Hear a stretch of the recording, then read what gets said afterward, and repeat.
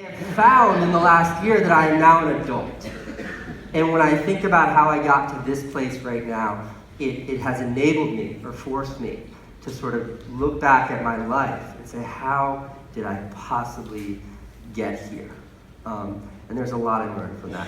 So I'm going to pause right now and play like a 2-3 minute video for you guys. Because like I said, I don't talk real good, but this video is really good. And I can see you guys are like all slowly dozing off right now.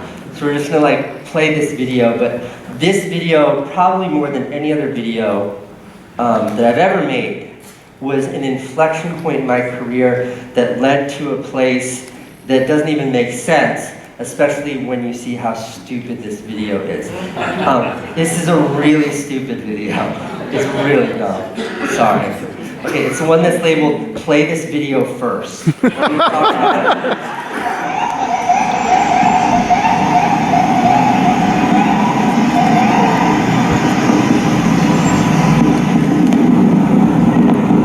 getting a ticket for riding my bike, not the bike lane. I'll be like riding my bike or riding my skateboard to the city, and like 6 inches behind my back tire, lights go on, sirens go off, the horn, cars are pulling over, and I'll look behind me and he'll be hanging out of the window, "Yo, Casey!" Literally, like I got a bunch of pictures from my wife this summer, and it's her and that cop. So we're cool now. Okay, so how you get from A to B. I made that movie at like a kind of a strange place in my career where I had spent a decade working with my big brother Van, and we were fine artists because we didn't know what else to call ourselves, and we went from museums and art galleries to maybe making some TV commercials that were really, really horrible, but they hired us for whatever reason and their checks always cleared. And then did some more experimental work, and my brother and I, we ran the gambit of what you could do pre-YouTube when you had two guys, 2 video cameras and computers that could edit on them.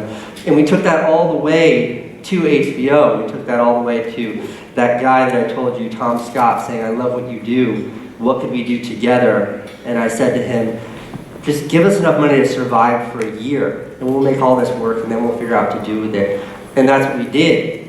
And then at the end of that year, we formed and pattied it together into something that looked like a TV show that HBO bought for $2 million. And it was this huge, like, we had made it. And that was in 2008 when HBO bought the show. And then all this like bad stuff happened, and the head of programming for HBO left the job, and she bought our show. They still wanted the show, and then it took 2 years before they put it on air. Within that 2 years, my brother and I made the decision to stop working together. It was all this stuff, but where it left me was in early 2011, realizing I hadn't actually made anything in like 3 years, and I kind of felt like a loser. And I started a YouTube channel called Casey Neistat, not called the Neistat Brothers. It was my channel. I was really insecure about it. And I started putting videos up on that YouTube channel, and I remember summer 2011 was the same time that my HBO show like was on. It was like I literally was a guy who had a show on HBO that I wrote, directed, and starred in that was on every week, and I had a YouTube channel with like 30 subscribers. And I was like, man, this sucks. And I was beating myself up about it, and then I got like a bike ticket. I got a ticket for riding my bike. I was really upset. And I went and I shot that movie with my friend, Oscar. Maybe you've seen him in some of the vlogs.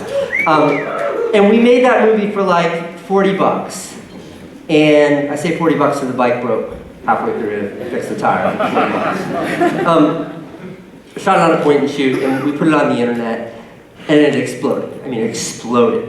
I remember the mayor of New York City at the time, Michael Bloomberg, being asked in a press conference about that video.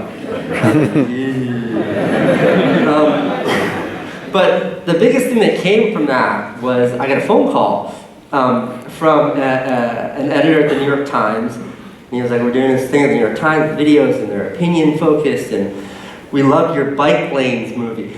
And I was like, "You got the wrong, this is the guy who made the movie where I crashed my bike into a cop car. You sure you want to talk to me?" And he was like, "Yes, we love that. Would you make movies like that for us?" And the reason why I say inflection point is because I wasn't sure what to do.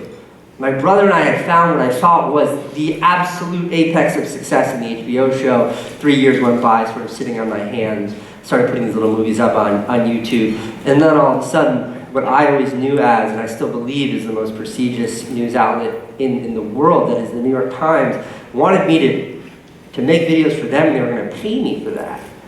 And it was a huge deal.